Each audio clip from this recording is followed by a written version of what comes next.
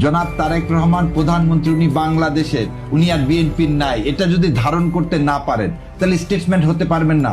শেখ মুজিবুর রহমান এই জায়গাতে ফেল করছেন। শেখ মুজিবুর রহমান শেখ মনিদের পাল্লায় পড়ে দেশ উচ্ছেন্নে চলে গেছে।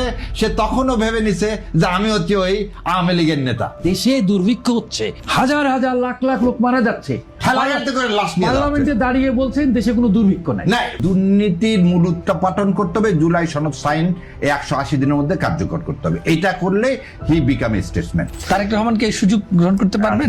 স্টেটমেন্টসের প্রথমে একটু বলে নিই, আব্দুর রাজ্জাক স্যার, আল্লাহ ওনাকে জানেন, আপনি কি জানেন কিনা জানি না, উনি একমাত্র পৃথিবীর লেজেন্ড লাস্কি, যে সেই লাস্কির হচ্ছে ছাত্র ছিলেন উনি, এবং সোয়াসে আমার ভাইয়ের সাথে একটু অ্যাড করি।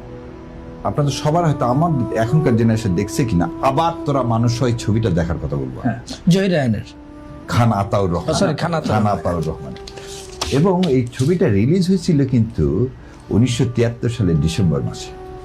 আমি কেন এই কথাটা বললাম, এটা কলেজের প্রিন্সিপাল মুক্তিযোদ্ধাদেরকে, তাদের মধ্যে কি ফ্রাস্ট্রেশন, একটা স্বাধীন দেশে মুক্তিযোদ্ধাদের ফ্রাস্ট্রেশন এবং জিনিসপাতির কি অবস্থা, আবার তোরা মানুষও দেখলে, এবং আমি জানি ভাই ভালো জানবে, সবচেয়ে বেশি মুক্তিযোদ্ধা হত্যা হয়েছে আপনি কি জানেন, যে এই 72 থেকে 75 পর্যন্ত।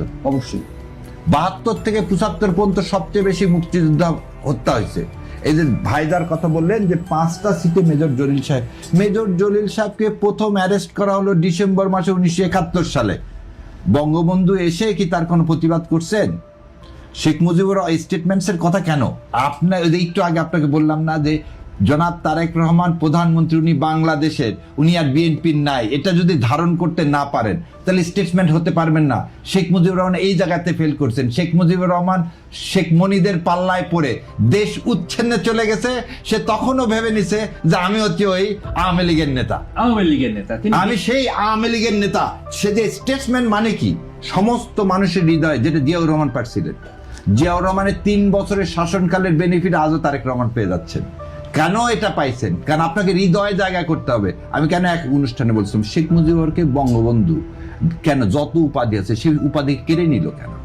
আজকে আমার আপনার মতো লোক, আমাদের জন্মই হয়নি 71 সালে, আমরা কেন বঙ্গবন্ধু উপাধি দিতে চাচ্ছি না? কেন বলছি উনি বঙ্গবন্ধু হতে পারে? যখন ইতিহাসটা পড়া হচ্ছে, আমার মুক্তিযোদ্ধা, আমার চাচাদেরকে, আমার বাবাকে এই রক্ষী বাহিনী ধরে নিয়ে চলে গেছে, আমার বাবা মুক্তিযোদ্ধা। আমি তাহলে এই সন্তান যখন এটা জানবো, আমাকে, আমার বোনকে আমার মা ভাতের ফ্যান খাওয়াইছে, জানেন?